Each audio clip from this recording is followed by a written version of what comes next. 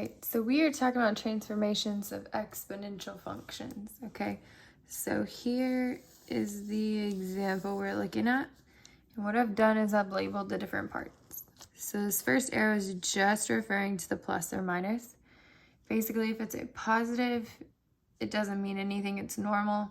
If it's a negative in front of this number, in front of your b, if this is a negative here, then it reflects over the x-axis. Okay, meaning it's been reflected down. It's been flipped down, okay? We did this with all of our other functions. We talked about it. It's very similar. If the number in front of your base, right, this number, whatever it is, that is your base. So if the number in front of your base is a number that is greater than 1, anything greater than 1, then it is a vertical stretch. If that number is anything less than 1, or I guess I should say between 1 and 0, because I don't care about whether this is positive or negative. That doesn't go with my A. That is separate, okay? So my A is greater than 1, it's a vertical stretch. If the A is basically a fraction, like 2/3 or 1/2, if it's between 0 and 1, then it is a vertical compression, okay? So if you had a -3 here, it would reflect over the x-axis, and then the 3 is greater than 1, so it would be a vertical stretch, okay?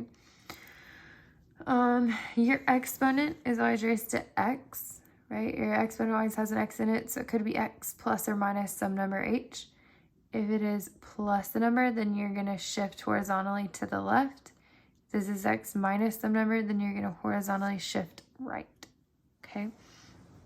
And then the number being added or subtracted on the outside, if it is a positive number being added, then it is a vertical shift up. If it's a number being subtracted, it's a vertical shift down, okay? Here is actually your parent function for exponential functions. It's y equals e to the power of x. So e is Euler's number. We're not going to learn too much about it this year, but e is just basically a decimal. It's kind of like pi, like, you know how we say pi in the decimal, we round it to 3.14 because the decimal just keeps going on and on and on forever. It never repeats, it just keeps going. Same with e. So we just say e is about 2.72. Okay, it just represents a number. Let's look at an example for these transformations. All right, so this is our first example. Y or f of x equals 8 raised to the power of x plus 3, and then minus 1. Okay, so we're going to type it in together. So I'm going to have 8. Now I'm going to hit a raised to power b, so I can type in whatever exponent I want. You need to put parentheses, so then you have parentheses x plus 3 as our exponent.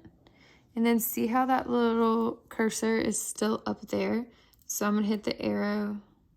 Oops. So I'm going to hit the arrow to the right over here to go back down. Or you can just could have tapped there. And then I'm going to do minus 1. Okay. Well, first things first, with any exponential function, your domain is always all real numbers. That's another way to write it, but all real numbers, okay? Your range depends on where your asymptote is, okay? So since my asymptote is whatever this number is, right? That's what your range is going to be. Since we are increasing, we're going upwards. My range is any y value greater than or equal to -1. That's also your asymptote. You have an asymptote where y equals -1. That is whatever this number is, right? That's your asymptote. And that's going to tell you the number for your range. So that's that number that your function's going to get close to, and it's never going to actually touch. It's just going to hover right above that number, right? Increasing or decreasing, if this number is greater than 1, then we are increasing. If it was a fraction, like 1/2 or 2/3, basically in between 0 and 1, then it's decreasing. And then my x-intercept, it crosses my x-axis at -3, 0.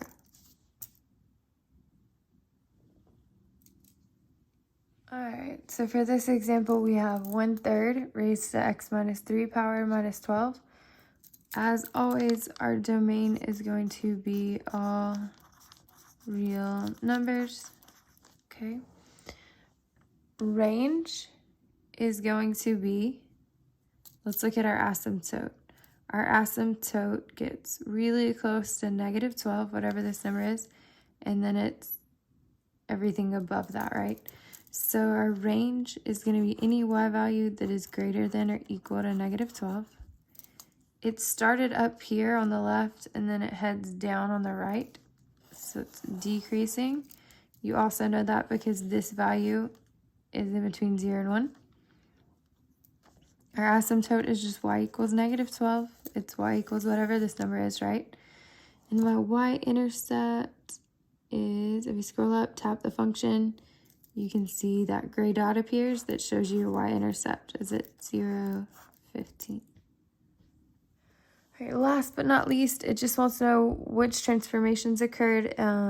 We don't actually have to graph this, okay? We know since there's a negative out front that it was reflected over the x-axis. This number,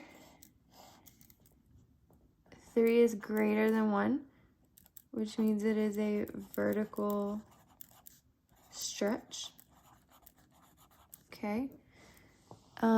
This number is subtracted, so we are shifting right, okay? When you subtract, you shift right. When you add, you shift left. And then this number is being added, which means we are shifting up 5, okay? And those are my 4 transformations that occurred. I reflected over the x-axis, there was a vertical stretch, we shifted left, and we shifted right.